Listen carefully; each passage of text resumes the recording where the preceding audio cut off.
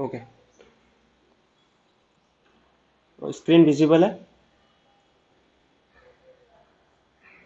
All of you screen visible है? Okay, चलो देखो क्वेश्चन देखो। आज के जो क्वेश्चंस लेके आया ना मैं, देखो किस पॉइंट ऑफ व्यू से लेके आया हूँ। एक सेकेंड।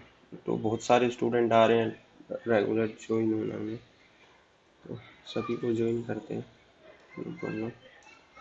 देखो आज का जो क्वेश्चन का सेशन यही है कि मोस्टली क्या है कि integration, let me change my pen. Okay, so integration हो, डिफरेंशिएशन हो, मैट्रिक्स हो, डिटर्मिनेंट हो, ठीक है, तो इनके कुछ कुछ क्वेश्चन लाया हूँ।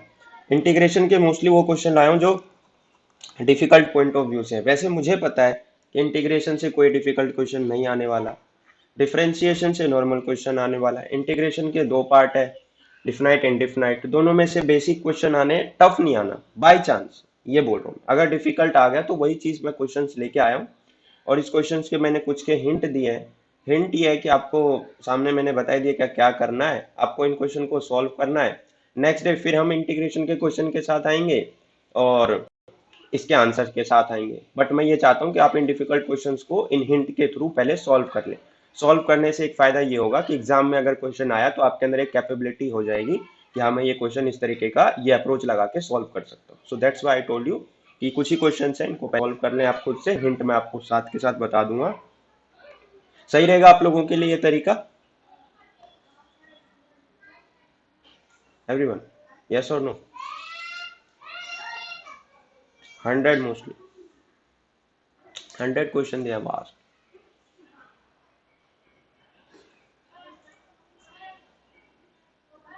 ओके, सो स्टार्ट करें क्वेश्चन नंबर 1 से, नो डाउट। सो चलो, तो जो पहला वाला क्वेश्चन है ना, पहला वाला क्वेश्चन क्या है, देखो ऊपर है x-1, नीचे x+1 का होल क्यूब, और इनटू में e की पावर x, और हमें इसका इंटीग्रल करना है। कौन सा इंटीग्रल करना है? डिफिनाइट या इंडिफिनाइट? तो डिफिनाइट इंटीग्रल करना है। तो इसका हिंट मैंने यहाँ पे ये दे दिया है कि कभी भी हम जब इंटीग्रल करते हैं, क्या किसका इंटीग्रल करते हैं? e की पावर x,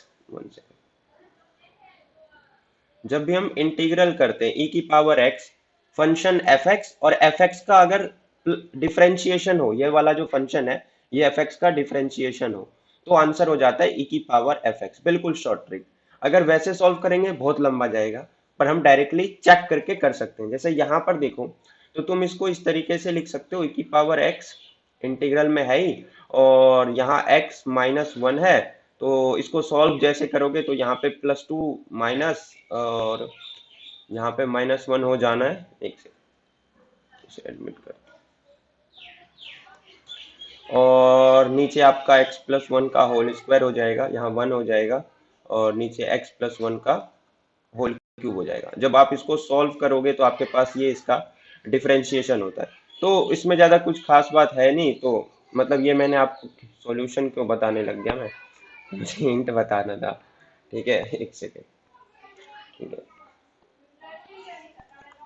एक तो मेरा सिस्टम जो है वो आजकल बहुत ज़्यादा ही हैंग कर रहा है। ठीक है, नो डाउट, चलो कोई नहीं, वो अपने आप ठीक हो जाना। वो मेरा बस क्या है कि वन नोट कैंसिल हो गया, तो मुझे वन नोट लाना पड़ेगा, चक्कर यही पड़ता है।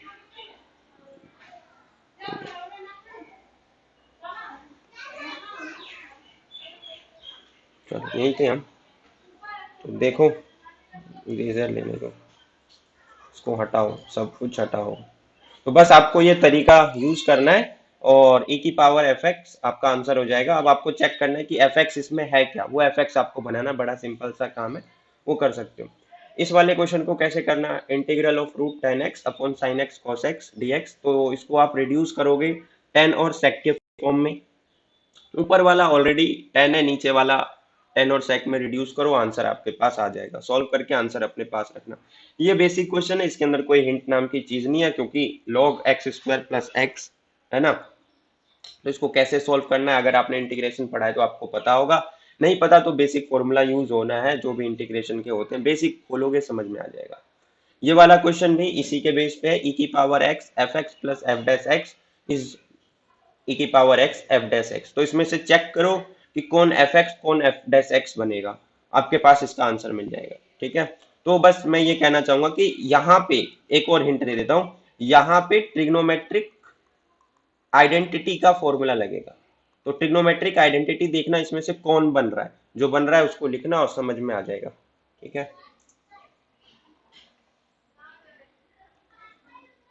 इस वाले क्वेश्चन को देखो, ये क्वेश्चन है एक्स स्क्वायर 10 की पावर माइनस यानी 10 इनवर्स एक्स क्यूब और 1 प्लस एक्स की पावर 6। तो इस क्वेश्चन को कैसे करते हैं, जिन्होंने इंटीग्रेशन पढ़ा होगा उनको पता होगा कि ये क्वेश्चन सब्स्टिट्यूशन से होता है। हमें पता है कि भाई 10 इनवर्स एक्स की पावर 3 जो है इसका क्या मतलब है, एक्स स्क्वायर है इसका क्या मतलब है, यहाँ 1 प्लस एक्स की पावर 6 है क्या मतलब है, और हम कौन सा फॉर्मूला यहाँ पे बनाना चाह रहे हैं। ठीक है, तो वो आपको सोचना है। तो बेसिक सब्स्टिट्यूशन का फॉर्मूला है कि मैं एक्स की जगह कौन सी ऐसी वैल्यू सब्स्टिट्यूट करूं कि मेरे पास इंटीग्रेशन का वो फॉर्मूला आ जाए जिसमें 10 इस्तेमाल होता था, याद करो 1 प्लस ए स्क्वायर प्लस एक्स स्क्वायर ऐसा समथिंग कुछ। ठीक है, तो वो जो भी यूज होता हो वो उसकी बात नहीं कर रहा हूँ मैं। ठीक है, तो वो तुमको इस्तेमाल में लेके आना है। ठीक है, तो ये अगला वाला क्वेश्चन देखो, अगले वाले क्वेश्चन में भी मैंने वही सेम क्वेश्चन है, x square plus 4x plus 13, इसको इस टाइप में रिड्यूस करना है। Late me change my highlighter. तो इसको इस फॉर्म में आपको क्या करना है, रिड्यूस करना है। ठीक है, अगला वाला क्वेश्चन देखो, अगला वाला क्वेश्चन क्या कह रहा है, अगला वाला क्वेश्चन कह रहा है सेम ही है, लेकिन ये ना अब देखो, तो अब ना ये इनडिफिनाइट का क्वेश्चन है। यहाँ पे आपको रेंज दे दिया गया, रेंज क्या है 1 से लेके 2, रेंज क्या गाइस 1 से लेके 2। तो सबसे पहले तो आप ये लगाओ, ये लगाने के बाद आप ये बना लो। आप डायरेक्टली आपको एफ एक्स खोजना है कि इसमें से एफ एक्स क्या है। एफ एक्स खोज लिया, एफ एक्स है यहाँ पे एक्स 1/x, तो बेसिकली एक्स नीचे आ गया। अब यहाँ पे वैल्यू पुट कर दो, ये 2 ये 1। अब इसको जब तुम सॉल्व करोगे तो बहुत टाइम लगेगा।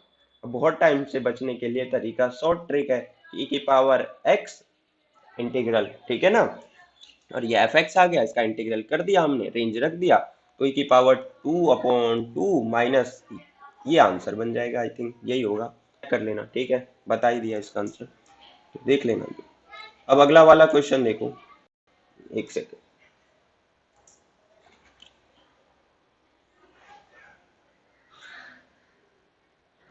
ये क्वेश्चन तो मैं आपको नहीं बता सकता, आपको खुद अपने बुक में इसको फाइंड आउट करना है, क्योंकि मैं चाहता हूं कि जब आप अपने बुक पे इस क्वेश्चन को लेकर के पहुंचे तो इस टाइप के बहुत सारे क्वेश्चंस होते हैं। ये रेंज जरूर देख लीजिएगा, 0 से यहाँ पाई है, और इस वाले क्वेश्चन में ये जो क्वेश्चन है सेम दोनों इसी ऐसे ही बेसिस पे क्वेश्चन है। तो इन दोनों क्वेश्चंस को आप देखिएगा, यहाँ पे रेंज मैंने 0 से 2 पाई मेंशन कर दिया, आपको इसको पता ही है कैसे सॉल्व करना है। नहीं पता तो आप इस टाइप के क्वेश्चन को लेकर के बुक में जाएं। एक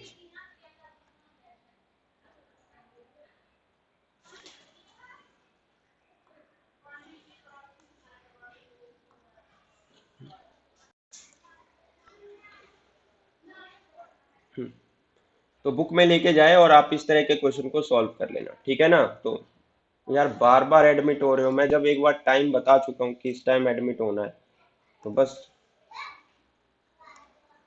ठीक है, तो इस क्वेश्चन को इस तरीके से करना है तुम लोगों को। ये वाला क्वेश्चन देखो, इस क्वेश्चन को कैसे करोगे, ये जो बीच में रह गया हमारा। ठीक है, इस वाले क्वेश्चन को हमें कैसे सॉल्व करना है।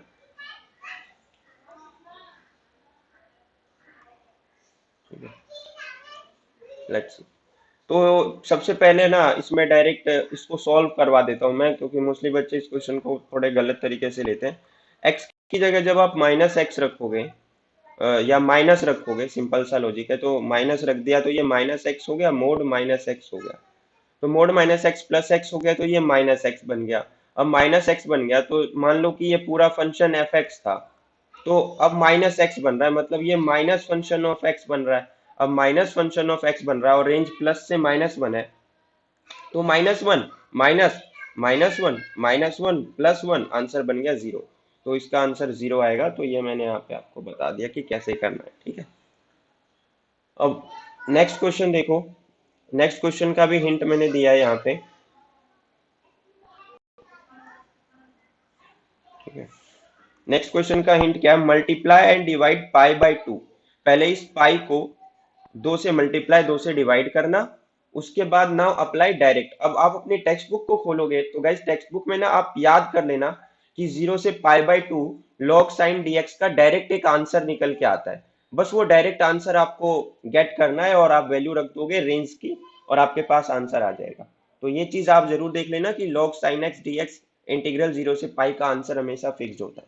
ठीक है, तो यही सब बातें हैं जो आपको पता होनी चाहिए, और वो नहीं पता तो मैंने अभी रिसेंटली बता दिया, तो आप ये सब चीजें चेक करके जा सकते हैं। ठीक है, अब नेक्स्ट चीजें देखते हैं। नेक्स्ट क्वेश्चन है, ये मैंने एक क्वेश्चन लिया है डिफरेंशियल इक्वेशन का, क्योंकि हमने देखा था कि प्रीवियस ईयर के पेपर में एक डिफरेंशियल इक्वेशन का क्वेश्चन था। तो डिफरेंशियल इक्वेशन का क्वेश्चन क्या है, log dy/dx 4x - 2y - 2, और हमें दिया हुआ है गिवन दैट y = 1 व्हेन, या बार बार मेरा वन नोट जो है वो गायब हो रहा है, मुझे इसको आज ठीक करना पड़ेगा।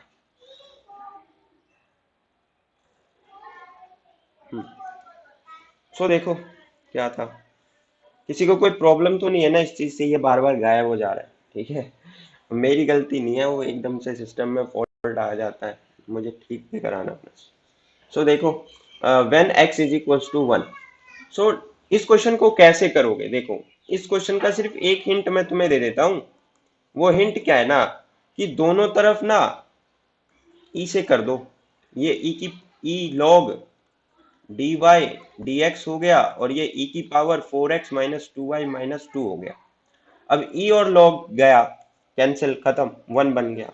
तो ये बन गया dy/dx और e की पावर 4x - 2y - 2। अब इसको सॉल्व करना तुम्हें आता है जब y की वैल्यू 1 हो और x की वैल्यू 1 हो, तो कर लोगे ये क्वेश्चन। ठीक है, अब अगला वाला क्वेश्चन देखो, ये वाला क्वेश्चन देखो, ये है 1 + ω² ω²1, और मैंने यहाँ इनके आंसर्स दे दिए हैं डायरेक्टली, ये 0 के बराबर होता है। इसके भी आंसर दे दिए हैं कि ये 0 के बराबर होता है। तो इस तरह के क्वेश्चन को कैसे करना है उसका हिंट मैं तुम्हें दे देता हूँ। कभी भी इन क्वेश्चन को डायरेक्ट अप्रोच से मत सॉल्व करना जो बुकिश होता है। Just put the value, okay, कि भाई मैं इसकी जगह यहाँ पे क्या है, यहाँ आप 0 नहीं रख सकते हो, 0, हाँ यहाँ सॉरी, इसके में आप 0 रख सकते हो हर जगह ना, ओमेगा की जगह 0 रख देना और फिर डिफरेंशिएशन करना, आंसर निकल जाएगा, आंसर आएगा 0। इस केस में हर जगह x की जगह 0 रख देना, तो तुम्हारे पास रिड्यूस होके आ जाएगा, और फिर उसका डिफरेंशिएशन, डिफरेंशिएशन कह रहा हूँ, ठीक है, डिटर्मिनेंट निकाल लेना। ठीक है दिमाग में डिफरेंशिएशन घुसे। ठीक है, सो इस तरह के क्वेश्चन में डायरेक्ट वैल्यू पुट करना होता है। कभी कभार क्या होता है, ध्यान रखना, हमेशा 0 नहीं पुट करना होता, किसी किसी में 1 भी पुट करना होता है। तो इस हिसाब से सोचना। एक क्वेश्चन था जिसमें 1 2 3 दो तीनों ही वैल्यू पुट करनी थी। ठीक है, तो वो क्वेश्चन भी मैं देख लूंगा, मिल जाएगा तो मुझे। बट याद रखना कि इस तरह के क्वेश्चन में हम डायरेक्ट वैल्यू पुट करके और फिर उसका डिफरेंशिएशन कैलकुलेट कर सकते हैं, बाकी बहुत टाइम लग जाएगा। ठीक है, अब नेक्स्ट क्वेश्चन देखो, ये वाला क्वेश्चन है।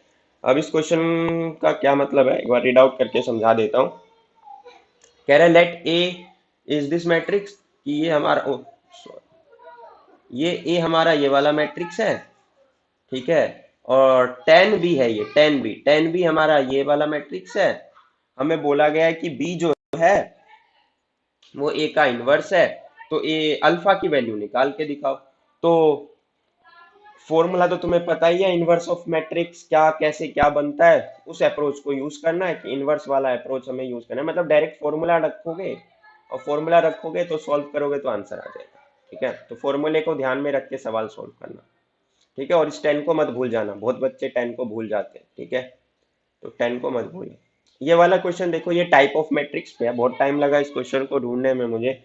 तो बोल रहा है कि मैट्रिक्स ए, एक मैट्रिक्स ए हैज एम रो, इसके पास एम रो है और n+5 कॉलम है।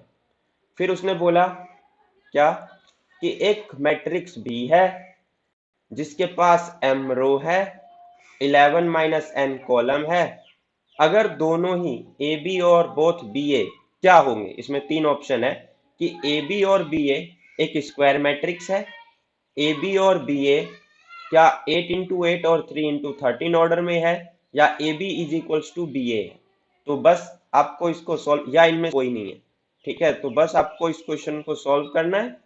कैसे सॉल्व करना है ये आपको खुद दिमाग लगाना है, बेसिक क्वेश्चन है, और उस हिसाब से आप पता लगाइए कि इनमें से क्या बन सकता है। ये टाइप ऑफ मैट्रिक्स में जबरदस्त क्वेश्चन है, ठीक है। डायरेक्ट नहीं है बट दिमाग लगाने वाला क्वेश्चन। ऊपर वाले में इनवर्स का फॉर्मूला लगाना है। नीचे वाला क्वेश्चन देखिए, ये भी अच्छा क्वेश्चन है, इनवर्स का अप्रोच लगाना है।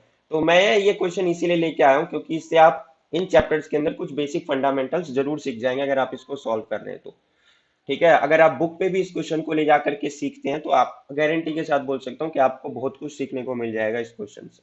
तो if P is non singular matrix, अब यहाँ पे एक वर्ड आ गया नॉन सिंगुलर मैट्रिक्स, तो आप एक वर्ड सर्च करोगे नॉन सिंगुलर मैट्रिक्स क्या होता है, तो P, और फिर उसके बाद उसका फॉर्मूला देखोगे, किस तरह का मैट्रिक्स होता है नॉन सिंगुलर मैट्रिक्स वो देखोगे। तो P एक नॉन सिंगुलर मैट्रिक्स है। The value of adjacent P inverse in terms of P is what. तो आपको एडजेसेंट निकालना है P इनवर्स का, किसके टर्म में, P के टर्म में। तो इसका आंसर क्या होगा, तो इसका आंसर है P बाय मोड P। ये चीज देख लेना, ठीक है, बता दिया, क्योंकि इसमें मोस्टली स्टूडेंट मिस्टेक कर देते हैं, समझ नहीं आता, इसीलिए मैंने आंसर इसमें पहले ही बता दिया कि P by mod P answer होगा। डायरेक्टली फॉर्मूला देखना, फॉर्मूले का अप्रोच एडजेसेंट इनवर्स क्या होता है आप रखोगे, थोड़ा टाइम लगेगा बट कर लोगे, ठीक है। और कर जब थोड़ा टाइम लगेगा तो बहुत कुछ इस क्वेश्चन में सीख जाओगे, ठीक है। तो ये बहुत सारे क्वेश्चंस थे। आई थिंक तुम लोगों ने इसका स्क्रीनशॉट ले लिया है, अगर नहीं लिया तो मुझे बता दो, मैं दोबारा से पेज डिस्प्ले कर दूंगा।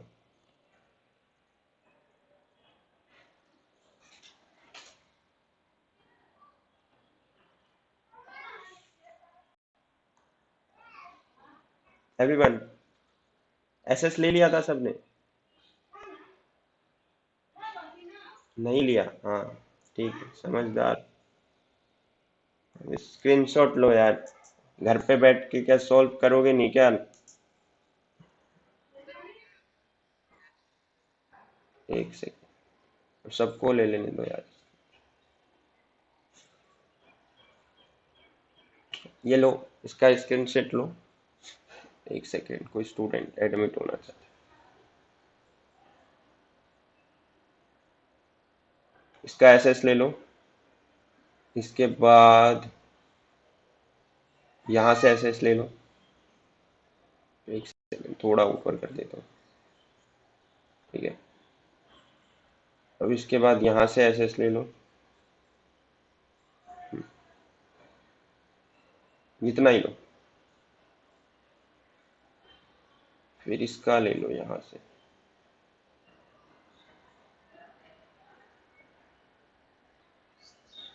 नेक्स्ट यहाँ से ले लो, क्योंकि इसका आंसर डिस्प्ले हो जाएगा नेक्स्ट पेज में। और ये खत्म, ठीक है। तो ये कुछ मैथ्स के क्वेश्चन थे जो तुमको करने हैं। अब रीजनिंग के क्वेश्चन मैं यहाँ पे लिखूंगा, मैं बुक लेता हूँ, और रीजनिंग की क्वेश्चन पे ना हम टाइप ऑफ रीजनिंग या कुछ बेसिक फंडामेंटल रीजनिंग में कौन कौन से क्वेश्चंस बनेंगे मैंने नोट नहीं किए क्योंकि इतना टाइम नहीं था मेरे पास। सो अभी तुम्हारे सामने ही मैं निकालूंगा कुछ क्वेश्चंस कुछ चैप्टर्स के, उस टाइप के क्वेश्चंस देख लेना, ठीक है। तो बने रहो वीडियो में जितनी देर बने रह सकते हो। एक से मैं थोड़ा प्रीवियस ईयर भी निकाल लेता हूँ ताकि सोचने में दिक्कत हो।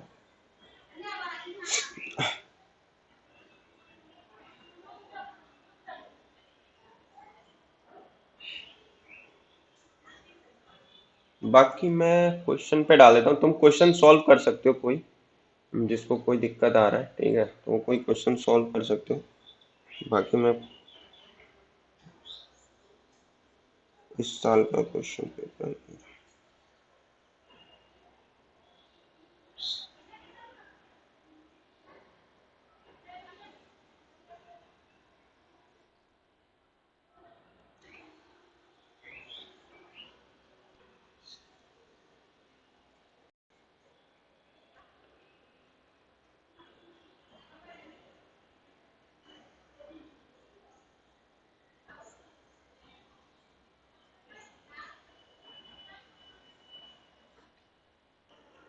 चलो एक क्वेश्चन देखो।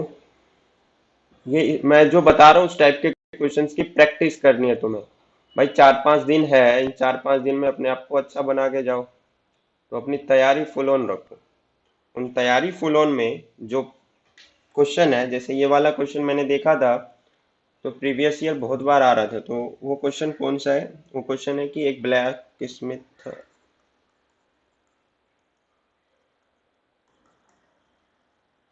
हैज 5 आयरन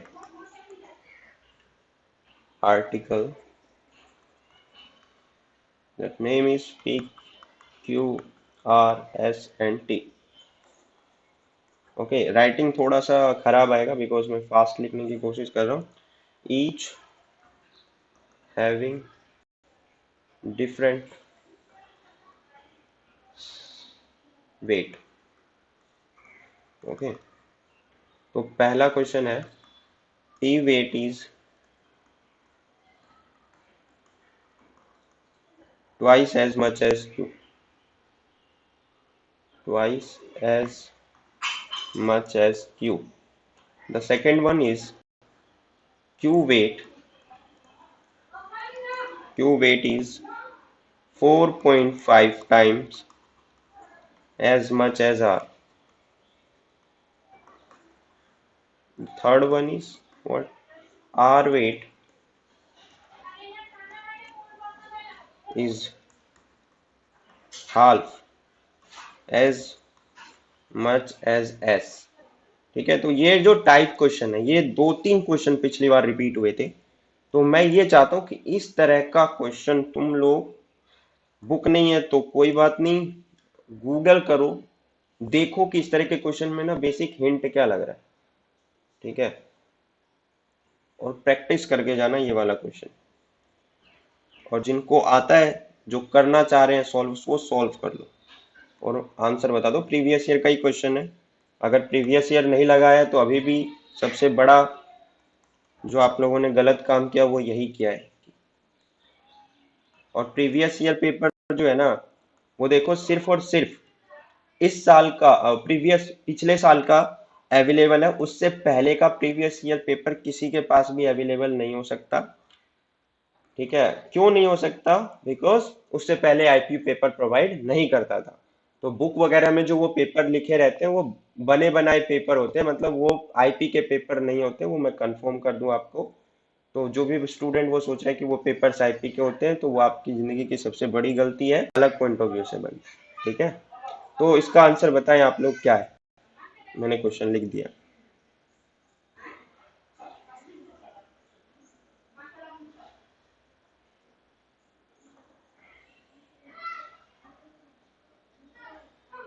ऑप्शन बता, option A B C D, first second third fourth fifth.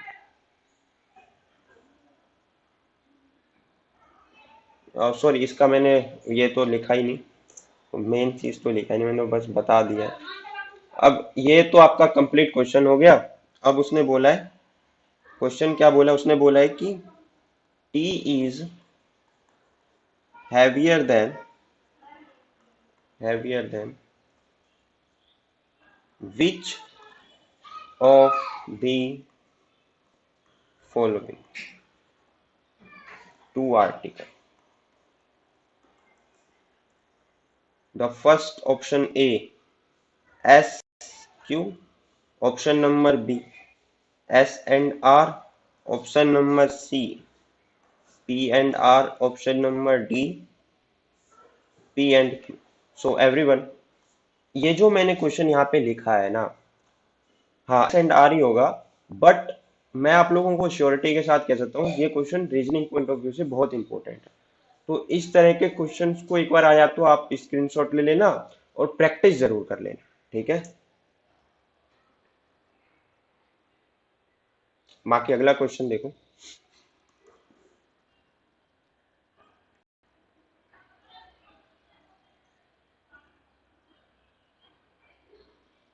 Calendar का क्वेश्चन कर लेना। ठीक है, तो कैलेंडर का क्वेश्चन तो बहुत इंपॉर्टेंट है। कैसे क्या करना है, जैसे ये वाला क्वेश्चन था तो बहुत फेमस क्वेश्चन है, बहुत ही ज्यादा। Jan 1, 2019 was a Tuesday। Okay, तो जैन एक 2019 ट्यूसडे था, तो व्हाट डायरेक्ट फॉर्मूला होते हैं, ठीक है, डायरेक्ट फॉर्मूला डालो और सॉल्व हो जाता है। What day of week, what day of week lies on, अभी रुक जा, अभी तो और क्वेश्चन दूंगा, इसका आंसर तो तुझे याद हो गया होगा, Jan 1 2020। तो आंसर क्या है, संडे, मंडे, और सी वेडनेसडे, और डी सैटरडे। इसका आंसर डी है, नो सॉरी सी, वेडनेसडे।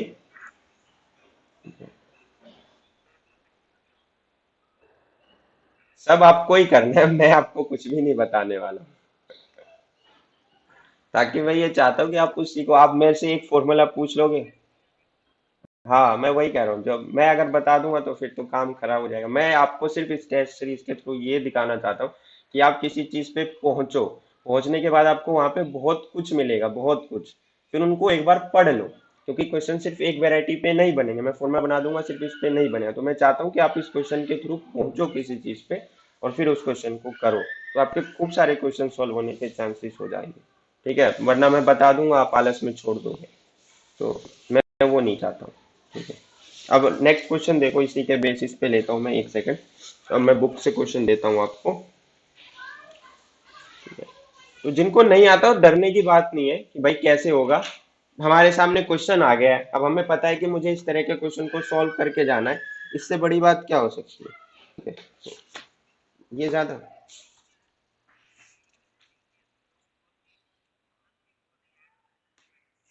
हाँ, चलो इसमें मैं कैलेंडर का टॉपिक कहाँ पे है, clock and calendar is one.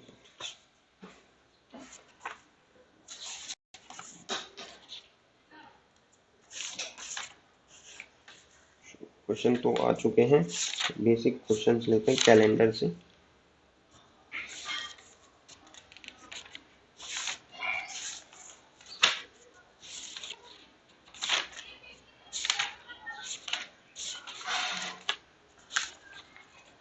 ये वाला देखो,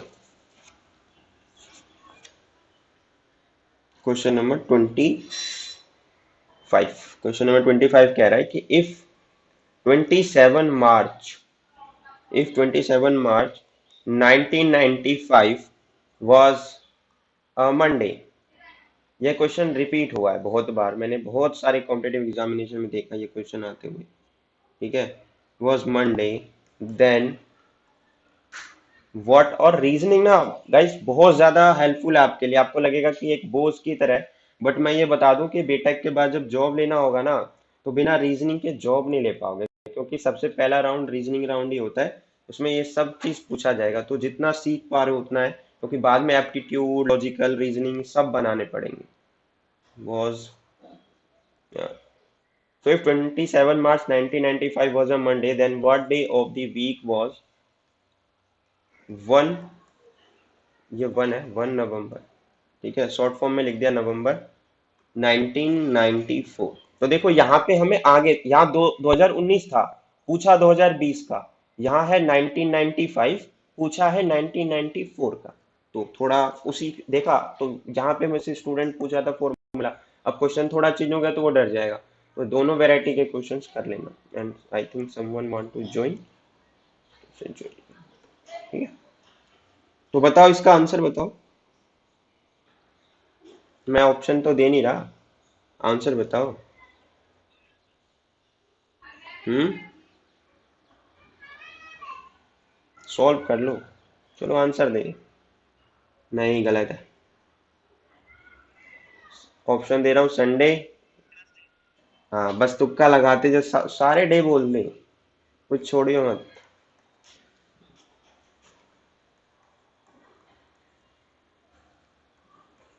ले, अब बोल, अब 4 ही डे है, चूज कर इनमें से कौन सा है।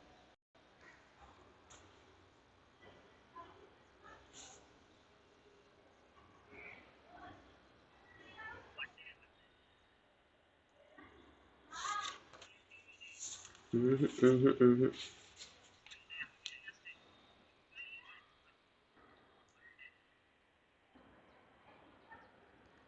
जिन्होंने भी वेडनेसडे बोला है, उनके लिए तालियां बजनी चाहिए, कम नहीं होनी चाहिए, क्योंकि इसका करेक्ट आंसर वेडनेसडे है। ठीक है,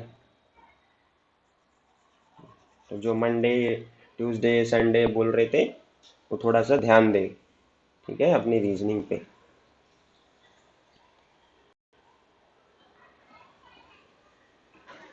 अब अगला क्वेश्चन देखो। ठीक है, अरे बैक ईयर में चले जाना यार। और क्या है, यहाँ तो मैं 27 मार्च दिया ना, मार्च से पहले जैन तक चले जाना। ठीक है, इसका मेन यही है कि मार्च से फेब, फेब से जैन, टोटल डे कैलकुलेट कर लेना। और फिर यहाँ तुमसे नवंबर पूछा है, नवंबर यानी दिसंबर, जैन तक यहाँ से चले गए, और उसके बाद नवंबर के लिए यहाँ से जाना होगा, तो दिसंबर, अक्टूबर, नवंबर, दिसंबर, हाँ, तो दिसंबर और नवंबर, तो पूरा 1 नवंबर का पूछा है, मतलब पूरा यहाँ से नवंबर कैलकुलेट हो जाएगा। तो टोटल हो गया डे 27 इसका। मार्च में, मार्च, मार्च कितने से पूछा है, 27 से ना, तो 3 दिन तो ये कम हो गए ना, तो 27 दिन ये हो गए।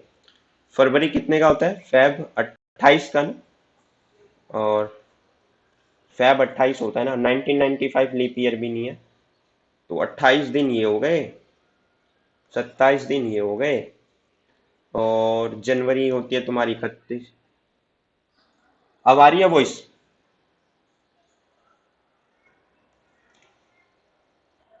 अब आ रही है वॉइस? हो जाता है सिस्टम में इशू यार। एक- ठीक है, तो मुझे इस वीडियो को एडिट करना पड़ेगा। ठीक है, if 27 March 1995 was Monday, then what day of the week was 1 November 1990? इसका आंसर वेडनेसडे है निकिता। ठीक है, और तो वो मैं एक बार देख रहा था कि इसका आंसर सही में ही वेडनेसडे है या नहीं है। तो ये 28 दिन इसका हो गया, किसका, फेब का। 27 दिन हो गया आपका मार्च का। 31 दिन हो गया आपका जैन का। तो हम कहाँ पहुंच गए, हम पहुंच गए दो 1995 में। मैंने मार्च से देखो, 1995 के मार्च में है, मार्च से हम फैब चले गए, फैब से हम जैन चले गए, जैन के बाद हम मूव करेंगे, पीछे जाएंगे, तो हम 1994 में चले गए। अब 1994 में चले गए तो 1994 का दिसंबर और नवंबर, यही तो हमें 2 मंथ की वैल्यू कैलकुलेट करने। तो मार्च में टोटल 27 डे, फेब में टोटल हो गए 28 डेज, जैन में हो गए टोटल 31 डेज, और 1994 के जैन का कैलकुलेट किया ना हमने, 31 हो गए। 1994 के दिसंबर का कैलकुलेट किया तो 31 हो गए, और नवंबर में हमें कितने नवंबर का पूछा है, 1 नवंबर का, तो इसके टोटल एक दिन कम हो गया, क्योंकि 21 को तो पूछा ही है। तो अगर हमको 21 का पूछा है तो टोटल 29 डेज हो गए। तो इन सबको जोड़ दो, किसको, 28, 27, 31, 31, और ये हो गया आपका 31 दिसंबर का, और ये हो गया 29 आपका नवंबर का। ये सब आप जोड़ दो, जोड़ने के बाद आपके पास कितना आंसर आएगा, एक बार सम करके बताना कोई भी, 28, 27, 31 प्लस 31 प्लस 29।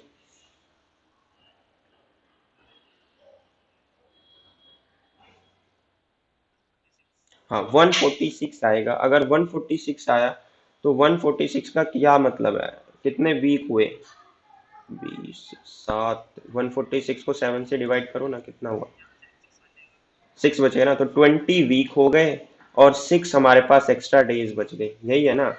और हमसे पूछा गया कि 1 नवंबर 1994 को क्या होगा।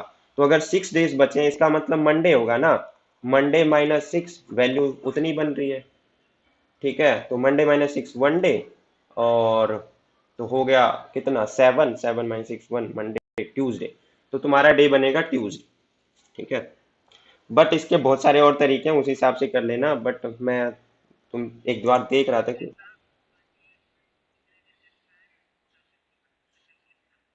हाँ, मैं बस जनरल चेक कर रहा था, क्योंकि तुम लोगों के बहुत सारे आंसर्स आ रहे थे ना, कोई बोल रहा था यही है, तो फिर उसमें डाउट हो जाता है कि भाई सही में ही गलत है क्या सही है। ठीक है आंसर तो, चलो एक क्लॉक का क्वेश्चन देखते हैं। ठीक है, क्लॉक का क्वेश्चन लेता हूँ थोड़ा अच्छा सा। ठीक है, चलो ये क्वेश्चन देखो क्लॉक का। What will B, what, clock में भी दो फॉर्मूले होते हैं, पता है ना, क्लॉक के भी दो फॉर्मूले। व्हाट विल बी द,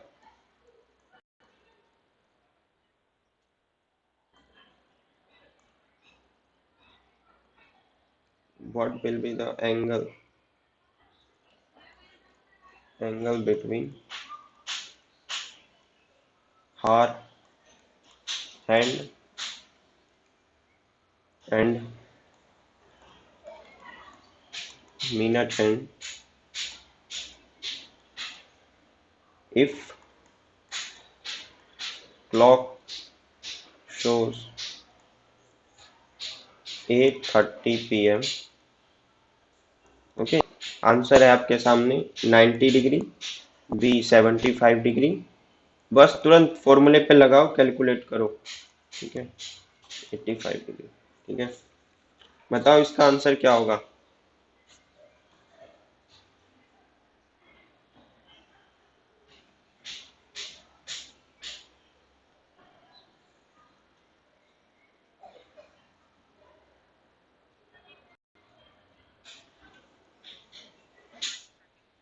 ठीक है, डी इज व्हाट, 75 डिग्री। ठीक है, तो डायरेक्ट फॉर्मूला होता है हमारे पास, पता है ना सबको।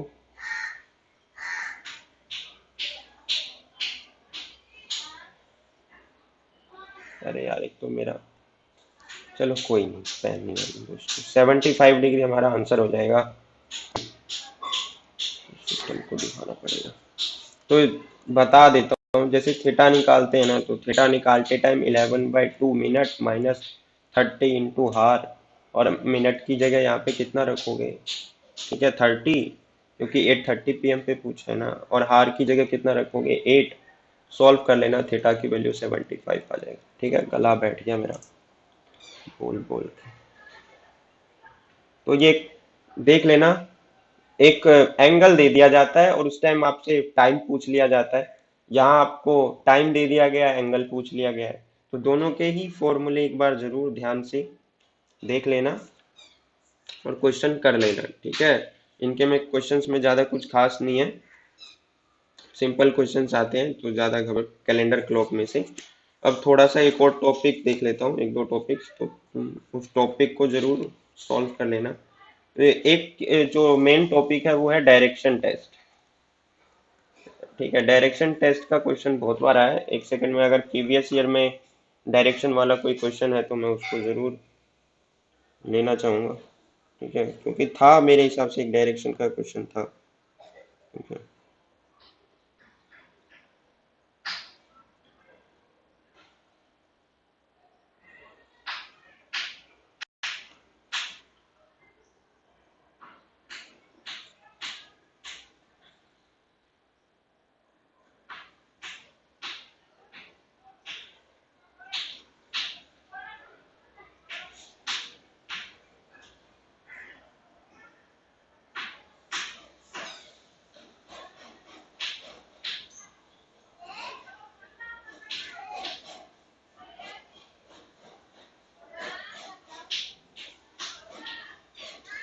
हाँ एक ये क्वेश्चन था, यही क्वेश्चन, इसी तरह का क्वेश्चन आता भी है। क्वेश्चन क्या है देखो,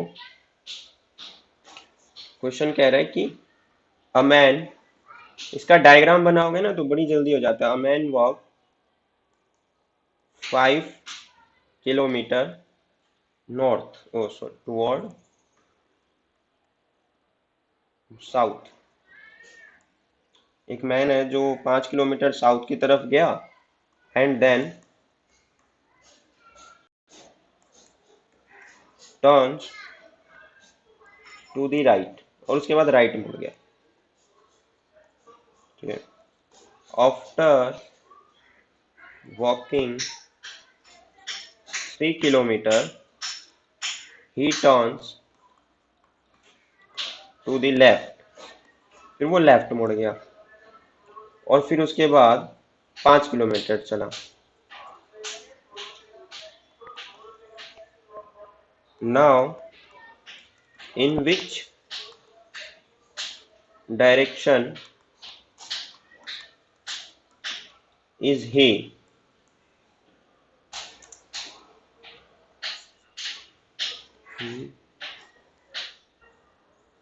पूरा आंसर दे।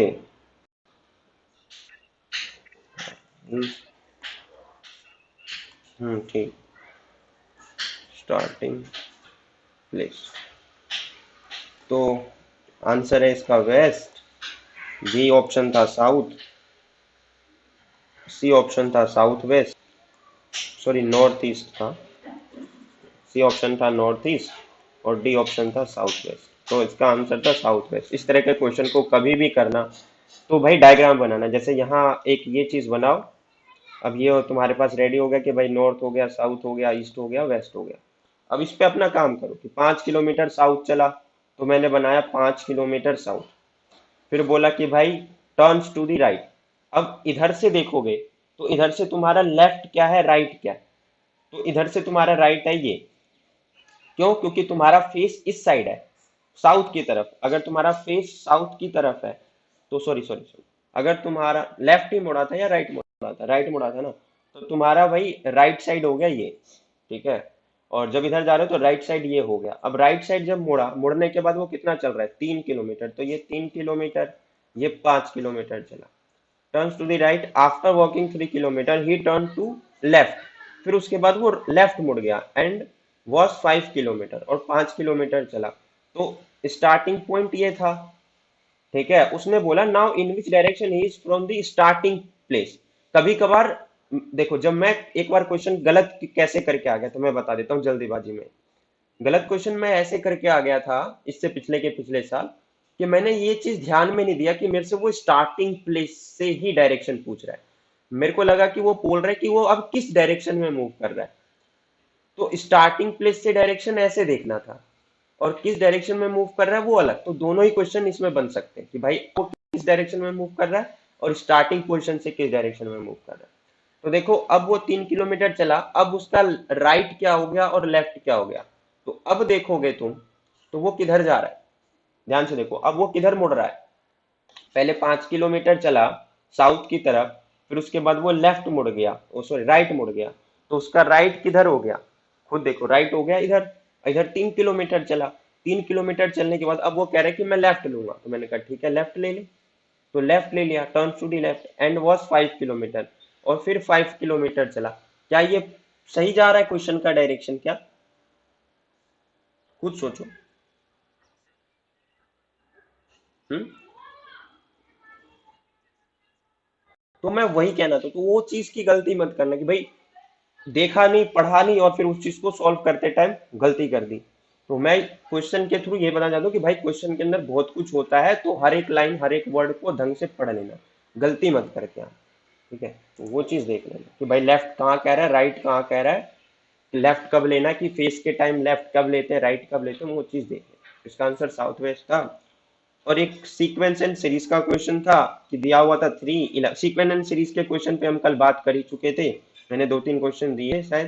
तो अब ज्यादा क्वेश्चन देने से कोई मजा नहीं है। क्यों? क्योंकि फिर वो कोई फायदा नहीं है। आपको सीक्वेंस एंड सीरीज का पता होना चाहिए, क्या सीक्वेंस एंड सीरीज आना है, सोल्व कर लिया, 10-20 क्वेश्चन काफी है। तो इसका आंसर क्या था बताओ? 63 था, एक बी था 73, एक सी था 83, और एक डी था 93। खास बात ये कि सब में 3 3 3 3। तो बताओ इसके बाद नेक्स्ट टर्म क्या आएगा? एक ये क्वेश्चन था, एक सीक्वेंस एंड सीरीज में एक ये भी था, दो क्वेश्चन थे। एक 3 10 29 66 127। तो अगला क्या होगा? ऑप्शन ए था 164, ऑप्शन बी था 184, और ऑप्शन 214।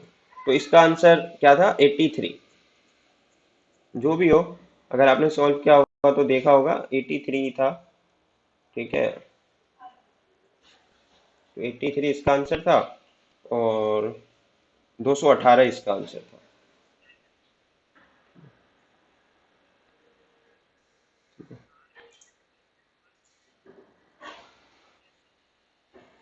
तो ये था तुम्हारा। हाँ, मैंने प्रीवियस ईयर के क्वेश्चंस के ही लिए हैं। मैं प्रीवियस ईयर पेपर ही थोड़ा सा खोल के बैठा था। अब सीक्वेंस एंड सीरीज में एक क्वेश्चन देखो, सीक्वेंस एंड सीरीज में मैं बताना क्या चाहता हूँ, सीक्वेंस एंड सीरीज में मैं ये चीज बताना चाहता हूँ कि जैसे हमारा नंबर सीरीज चालू होता है, तो नंबर सीरीज में एक चीज हमें जो ध्यान रखने वाली बात होती है ना, वो ये होती है कि आप चेक करो कि वो सीक्वेंस एंड सीरीज किस पॉइंट ऑफ बेसिस पे हमसे पूछना चाह रहा है। तो उसमें हम रेंज चेक करते हैं। रेंज कैसे चेक करते हैं? तो रेंज चेक करने का मतलब होता है, जैसे कभी कभार कोई नंबर बढ़ रहा है आगे की तरफ, तो उसमें एक पॉइंट ये आ जाता है कि नंबर बढ़ रहा है तो मोस्टली एडिशन हो रहा होगा। अगर आगे की तरफ नंबर घट रहा है तो हमें एक चीज देखने को मिल जाता है कि हाँ वहां सब्ट्रैक्शन हो रहा होगा। ठीक है। तो दो चीज होता है, बढ़ता कब है और घटता कब है। बढ़ता तब है जब एडिशन हो या मल्टीप्लीकेशन हो सीक्वेंस में। घटता कब है? जब सब्ट्रैक्शन हो या जब डिवीजन हो सीक्वेंस में। यहां से दो रोल निकल के आते हैं कि बढ़ रहा है तो एडिशन होगा या मल्टीप्लीकेशन होगा, घट रहा है तो सब्ट्रैक्शन होगा या डिवीजन होगा। तो एडिशन के केस में हो सकता है कि कोई नंबर किसी से मल्टीप्लाई भी हो रहा हो, बाद में वो जुड़ रहा हो, फिर मल्टीप्लाई हो रहा हो, फिर जुड़ रहा हो। या सिंपल सीरीज होगा तो सिर्फ ऐड हो रहा होगा। या कुछ ज्यादा अच्छा सीरीज होगा तो उसमें मल्टीप्लाई मल्टीप्लाई हो रहा होगा, जैसे स्क्वायर रूट या क्यूब रूट बन रहा होगा।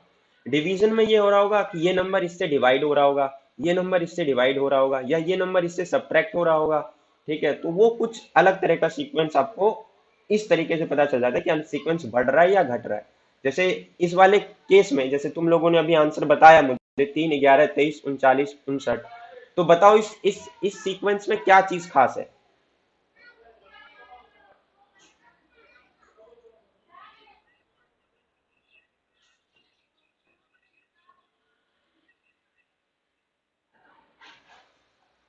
है ना? देखो अब इस सीक्वेंस को अगर हम देखें तो ये 3 है, 11 है, 23, 39, 59, तो ये सीक्वेंस बढ़ता हुआ दिखाई दे रहा है ना? एवरीवन बढ़ता हुआ दिखाई दे रहा है ना सबको ये सीक्वेंस? ये देखो, ये सीक्वेंस बढ़ता हुआ दिखाई दे रहा है ना? तो अगर तुमने सीक्वेंस को सॉल्व किया तो उसमें ये दो चीज काम में आ रही है ना, या तो मल्टी एडिशन हो रहा है सीक्वेंस में, या कहीं ना कहीं मल्टीप्लीकेशन हो रहा है। ठीक है, तो वो चीज खास तौर पे देखने को मिल जाती है। तो उससे तुम सीक्वेंस का पता लगा सकते हो कि भाई यहाँ पे ये चीज हो रहा है, यहाँ पे ये चीज हो रहा है। तो वो एक खास पॉइंट ऑफ व्यू हो जाता है। और ऐसा भी नहीं होता कि इनके बेसिस पे क्वेश्चन नहीं बनते, होता है कि भाई पहले ऐड हो रहा हो, फिर दो नंबर सब्ट्रैक्ट हो रहे हो, फिर ऐड हो रहा हो, फिर सब्ट्रैक्ट हो रहा हो। तो वो चीज भी ध्यान में रखनी होती है। तो वो नंबर ऑफ क्वेश्चन जितना ज्यादा प्रैक्टिस कर पाओगे तो समझ में आ जाएगा कि हाँ ये चीज हो रहा है। जैसे ये वाला क्वेश्चन देखो, जैसे ये है क्या, ये है 13, 25 और एक 51 और एक है 101 और एक है 203। ये मैंने एक सीरीज ले लिया नंबर का। अब इस क्वेश्चन में क्या हो रहा होगा खुद सोचो, ये सीक्वेंस कैसे बन रहा है? इसका आंसर बताओ कि नेक्स्ट क्या होगा।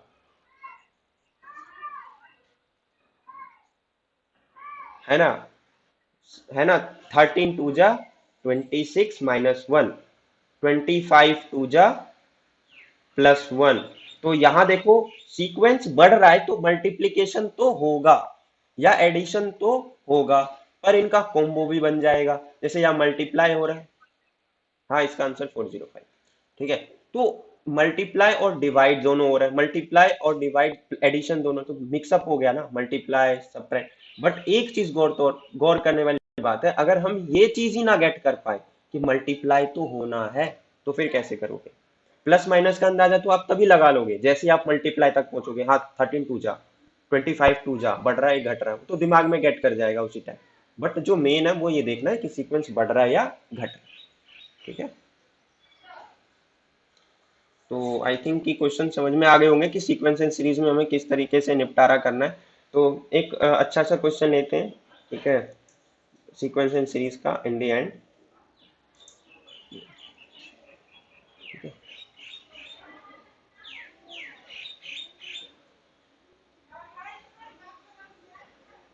ठीक है, तो देखो इस सीक्वेंस एंड सीरीज वाले क्वेश्चन को देखो, लिखा है 1 2 2 4 3 8 7 10।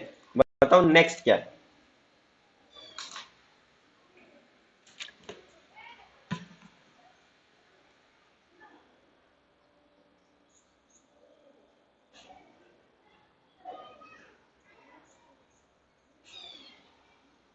सोचो। ये क्वेश्चन है दिमाग लगाने वाला।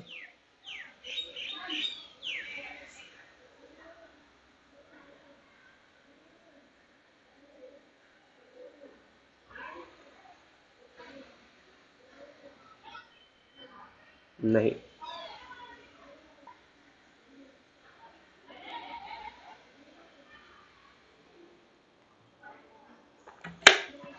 हाँ।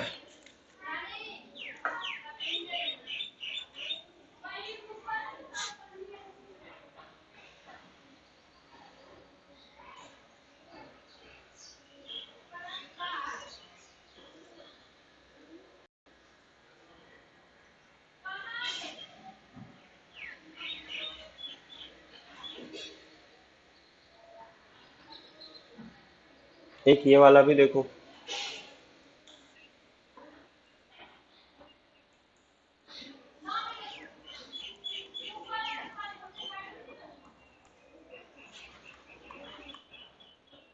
तो नेक्स्ट क्या होगा?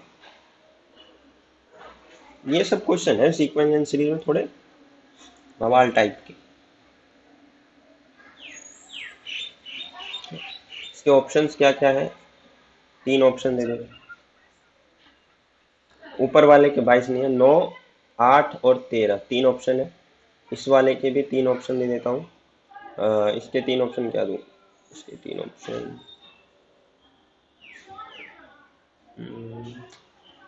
इसके आंसर 28, 136 और इसका आंसर और क्या हो सकता है? 64। ठीक है, ये दो है। चलो देखो, करवाओ क्वेश्चन। नहीं हो रहा, समझ में नहीं आ रहा। सब अपने अपने आंसर रखो अपने पास, ठीक है। मैं यूट्यूब स्टूडेंट्स को भी दिखा देता हूँ आंसर्स क्या बोल रहे हैं स्टूडेंट्स। 136 बोल रहा है कोई, संचित ने बोला है 136, 8, ऊपर वाले में 9 होगा, 46, 11, 11, 1 का 9, 1 का 9, आशीष राज 9, 8।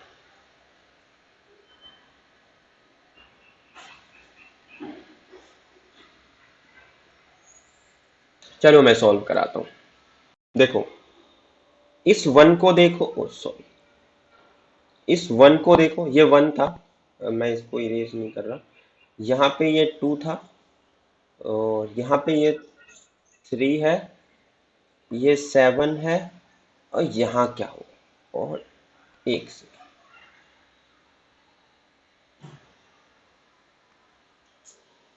तो मैं इस अपने सिस्टम का क्या कर सकता हूँ?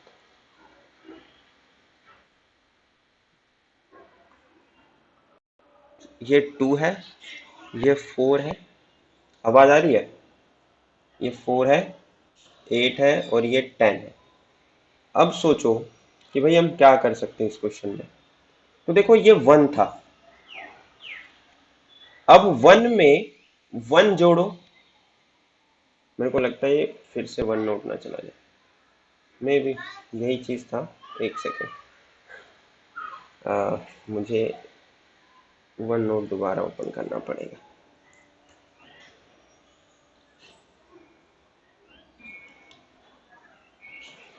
चलो देखो,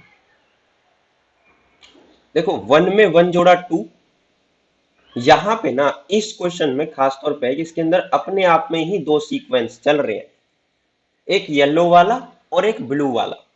तो 1 में 1 जोड़ो 2, 2 में 1 जोड़ो 3, 3 में 4 जोड़ो 7, 7 में 4 जोड़ो 11।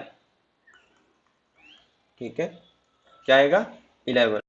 मैंने इसमें ऑप्शन में ही गलत आंसर लिखा है। चलो वैसे भी तुम लोगों ने कौन सा गलत। ठीक है, ठीक है। अब देखो, इसको देखो, 2 और ये 4 है, ये +2 हो गया, फिर +4 होगा, फिर +2 होगा।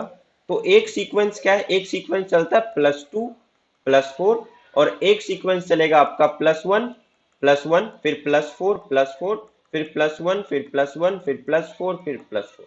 बाकी और इससे कोई सीक्वेंस नहीं बनेगा, ये याद रख लेना। ठीक है, जो स्टूडेंट अभी बोल रहे थे वो इस चीज को थोड़ा गौर फरमा ले कि ये इसके अंदर दो सीक्वेंस इनबिल्ड है। ठीक है, एक ये सीक्वेंस और एक ये सीक्वेंस, ठीक है। तो पहला वाले सीक्वेंस में 2 4 फिर 2 फिर 4 फिर 2 फिर 4, और नीचे वाले सीक्वेंस में अल्टरनेट में पहले 2 1 फिर 2 4 फिर 2 1 फिर 2 4, ठीक है। अब ये वाला जो क्वेश्चन है 10 फिर है 14 फिर 28 फिर 32 फिर 60 फिर 160, ये तो बड़ा सिंपल सा है, ठीक है। अच्छा यही रोल वाले सारे।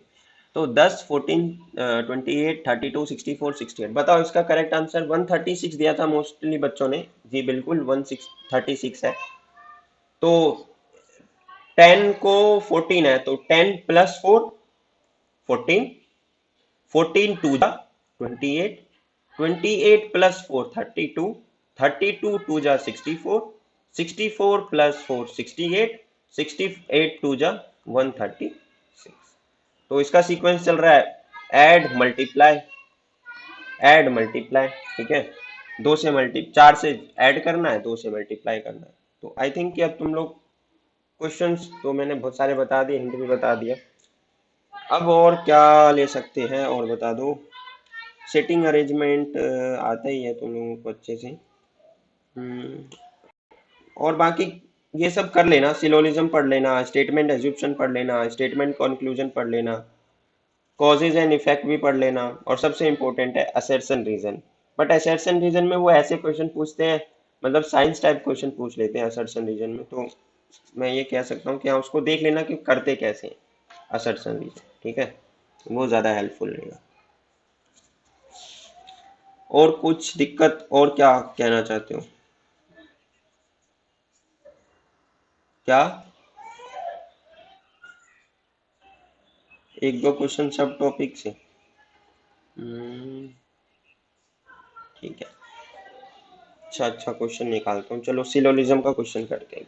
21 क्या था ना, मेरे को बच्चों के साथ भी मीटिंग करनी थी, तुम लोगों के साथ तो टेस्ट सीरीज में टाइम निकल गया। बट 234 ये देख लेते हैं, इनमें भी हो सकते हैं अच्छे क्वेश्चन।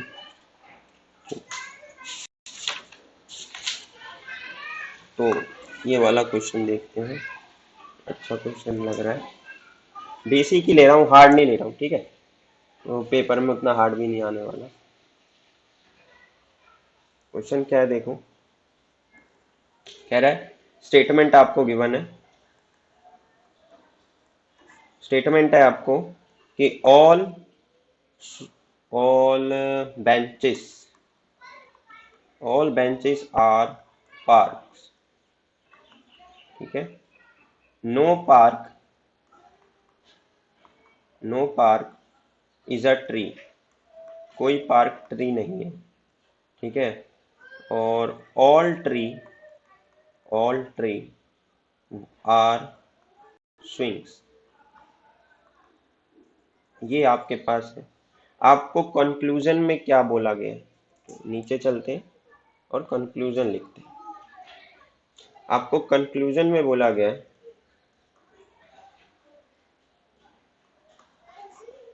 कंक्लूजन बोल रहे कि पहला बताओ क्या है, ऑल बेंचेस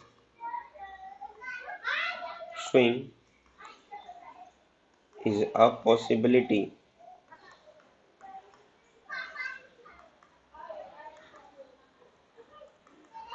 या second no tree is a bench. Correct answer is what?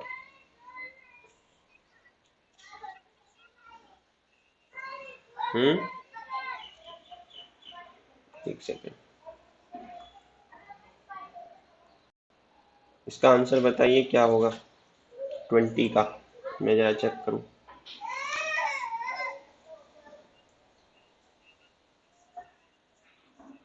है ना, second follows neither one not two, but इसमें नाइदर वन और टू वाला ऑप्शन नहीं है भाज, टू होगा, ठीक है। हाँ बिल्कुल टू होगा, नो ट्री इज बेंच। इसमें पता है, हाँ मैं तुम्हें एक चीज बताना चाहता हूँ, शायद गूगल वगैरह यूट्यूब वगैरह पे देखना, इस पे 150 ट्रिक होता है। इन क्वेश्चंस को करने का एक 150 ट्रिक होता है, कि ऑल शायद 100 के लिए मार्क करते हैं और नो शायद 50 के लिए मार्क करते हैं। फिर वो मैचअप करते हैं 150 का और फिर उससे एक कंक्लूजन बन जाता है आसानी से। तो 150 करके एक ट्रिक है यूट्यूब पे, वो ढूंढना, जो भी टीचर पढ़ा रहे हो, वो बेस्ट मेथड मुझको लगता है 150 ट्रिक, वो बड़ा सही था। तो ठीक है, बाकी तो इसको बच्चे वैसे बनाते हैं, ऑल बेंचेस आर पार्क, तो सारे बेंच पार्क हैं, फिर no park is a tree, कोई पार्क ट्री नहीं है, तो ऐसे करके बना, तो उसमें बड़ा दिमाग खराब होता है। ट्रिक वाला क्वेश्चन ज्यादा सही लगता है मुझे। ठीक है, बट चलो देख लो, तो इस तरह का क्वेश्चन कर लेना एक बार। ठीक है, और दे देता हूँ क्वेश्चन, एक सेकेंड। स्टेटमेंट एंड कंक्लूजन, ये भी ले लेते हैं। चलो, स्टेटमेंट एंड कंक्लूजन अच्छा है। जैसे 2019 के पेपर में स्टेटमेंट एंड कंक्लूजन के 3 क्वेश्चन थे अप्रोक्सीमेट, याद नहीं मुझे, मैंने पेपर दिया था तो मुझे याद है कि 2019 में स्टेटमेंट एंड कंक्लूजन में क्वेश्चंस थे। बट चलो देखते हैं, कर लेंगे, हम अच्छे से करेंगे। और करते हैं क्वेश्चन, ये वाला क्वेश्चन लेते हैं कि कह रहा है कि पहला अच्छा क्वेश्चन है ये, Indian museum is a national property. तो कह रहा पहला पॉइंट है कि इंडियन, ये मैं स्टेटमेंट एंड कंक्लूजन का ले रहा हूँ, एससी, स्टेटमेंट एंड कंक्लूजन। ठीक है, असर्शन रीजन अभी लेंगे इसके बाद। तो इसका आंसर बताना तुम लोग क्या होगा। Indian museum, Indian museum is national property.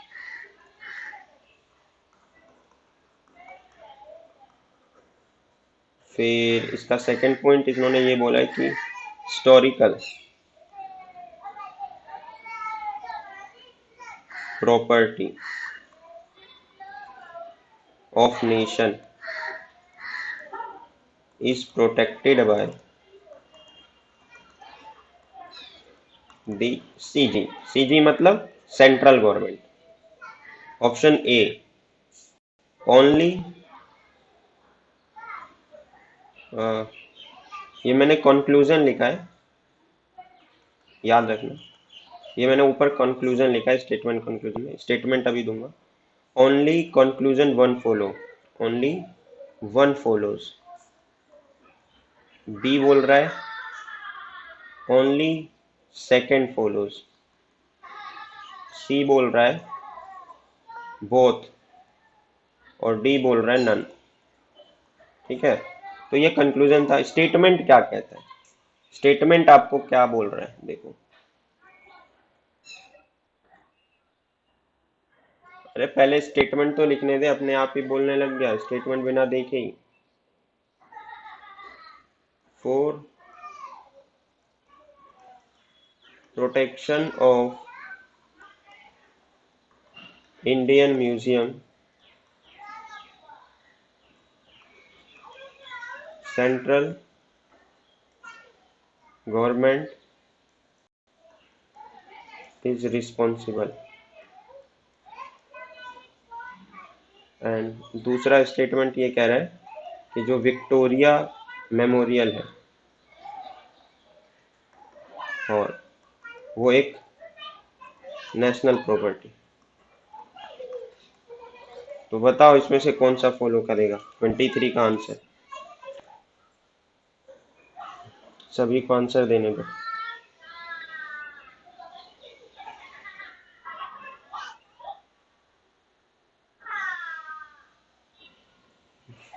देखते हैं,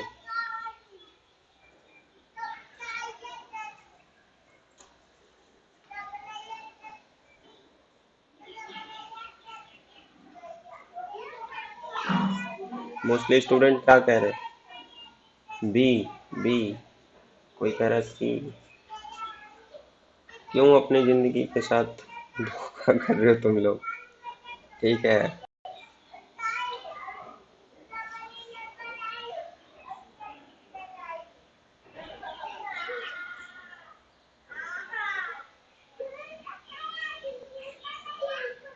देखो, सुनो सुनो सुनो सुनो, सुनो बेवकूफों, कभी भी इसका आंसर, कभी भी इसका आंसर अपने दिमाग के बेसिस पे नहीं देना, अपना दिमाग नहीं लगाना होता है भाई साहब, अपना दिमाग। हमें पता है कि ये चीज ट्रू है, ठीक है। अब इसने बोला कि Mahatma Gandhi is a of father, लेकिन इसमें नहीं लिखा है ना, और इसमें लिखा है, तो वो गलत हो जाता है, ठीक है। ये चीज सोचना होता है। यही तो है स्टेटमेंट एंड कंक्लूजन का फर्क। इसमें अपनी टांग नहीं अड़ानी होती है। तुम क्या कर रहे हो, सब अपनी टांग अड़ा रहे हो। कोई बोल रहा है बोथ, कोई बोल रहा है फर्स्ट, कोई बोल रहा है बोथ, कोई बोल रहा है फर्स्ट। कैसे हो सकता है, खुद सोचो, स्टेटमेंट ढंग से पढ़ लो। डी होगा इसका करेक्ट आंसर। अपनी टांग नहीं लड़ानी होती है भाई साहब, आप अपना दिमाग लगा के मत आंसर बनाओ। आप देखो कि स्टेटमेंट क्या कह रहा है, क्या स्टेटमेंट इससे रिलेटेड है कि नहीं। पहला है for protection of Indian museum. अगर इंडियन म्यूजियम की बात की गई है, भारतीय museum, central government is responsible, CG responsible है। यहाँ पे क्या बोला गया है, हिस्टोरिकल प्रॉपर्टी। हिस्टोरिकल प्रॉपर्टी तो बहुत सारी है, क्या उस सभी के लिए सेंट्रल गवर्नमेंट रिस्पॉन्सिबल होती है? खुद सोचो, कहीं लिखा है यहाँ? नहीं ना। क्या विक्टोरिया मेमोरियल यहाँ लिखा है वो एक नेशनल प्रॉपर्टी है? क्या इंडियन म्यूजियम नेशनल प्रॉपर्टी है? इसका कोई रिलेशन है यहाँ? विक्टोरिया मेमोरियल है, इंडियन म्यूजियम नहीं। नन। तो वही चीज है कि कभी भी स्टेटमेंट कंक्लूजन देखो तो स्टेटमेंट से रिलेटेड चीज है तो वो चीज होगा। स्टेटमेंट से रिलेटेड चीज कुछ भी हो, हमें पता है उसके बारे में, क्या वो 100% ट्रू है, बट स्टेटमेंट में नहीं है तो वो गलत है। मतलब अपनी टांग नहीं अड़ानी होती है, ठीक है। इसमें लगता है मुझे एक और क्वेश्चन देने की आवश्यकता है तुम लोगों को। यस और नो, एक और क्वेश्चन किया जाए स्टेटमेंट एंड कंक्लूजन में। हाँ, ओवर थिंकिंग मिस्टेक, ज्यादा नहीं सोचना, ठीक है। So let see. ये सब, यही सब चीजें तो है जो तुम्हें सीखनी चाहिए भाई, प्रैक्टिस कर लो। चलो कोई नहीं, एंड टाइम पे ही सही, एटलीस्ट मैं तुम्हारे सामने ये चीजें रख तो पाया। लीडर्स आर ह्यूमन बीइंग, ठीक है, लीडर्स ह्यूमन बीइंग है। ये स्टेटमेंट लिख रहा हूँ, ठीक है, अभी स्टेटमेंट है। देखो बार बार आप लोग जा रहे हो, बार बार आप लोग आ रहे हो। स्टेटमेंट, ये स्टेटमेंट लिख रहा हूँ, याद रखना। कह रहे हैं leaders are human being, leaders human being होते हैं। All human, all human being need rest, ठीक है। अब इसका कंक्लूजन, पहला कंक्लूजन ए, पहला कंक्लूजन है लीडर्स आर, लीडर्स की बात नहीं करते हैं, एक सेकंड।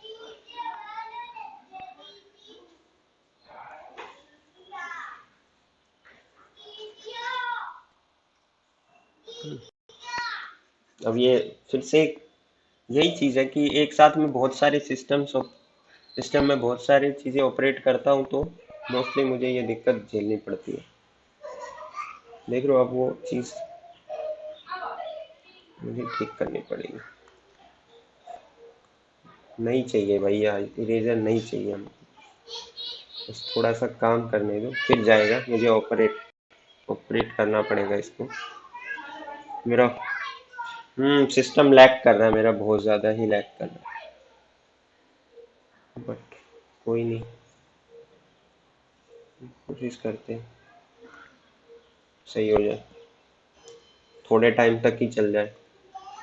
चलो देखो, ठीक हो गया। तो पहला कह रहा है कि हमने एक स्टेटमेंट लिख दिया, कंक्लूजन कह रहा है कि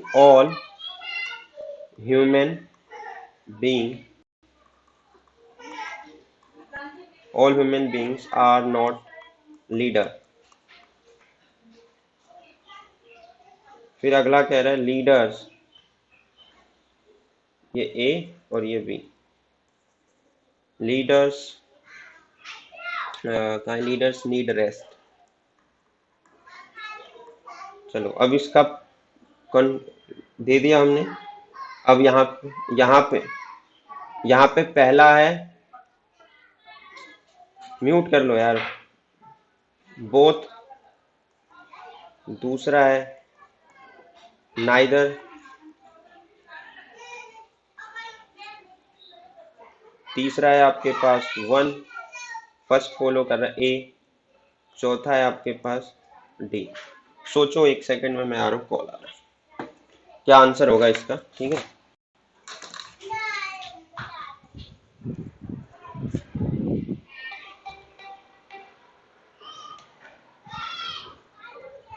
भैया फोन आ रहा है विशाल का।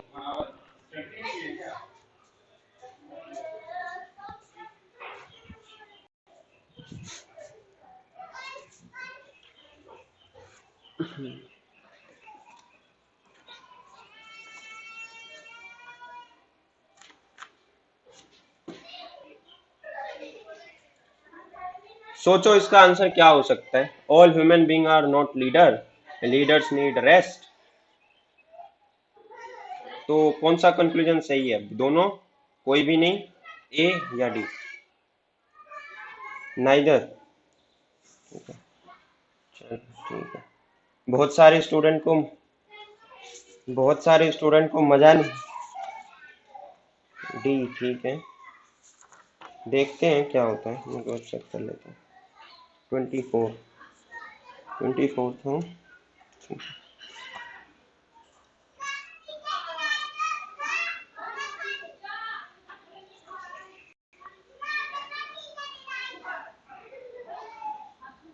ठीक है, चलो देखते हैं क्या होता है।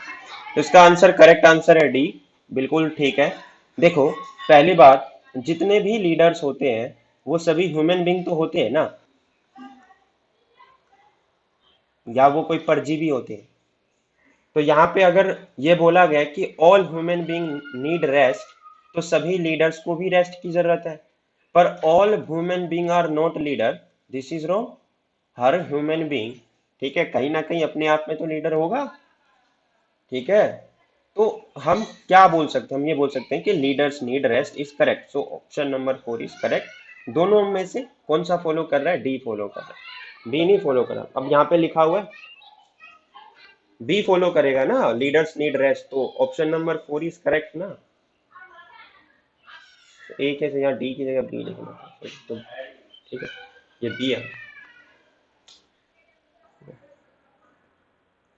तो ठीक है, अब और देख लेते हैं।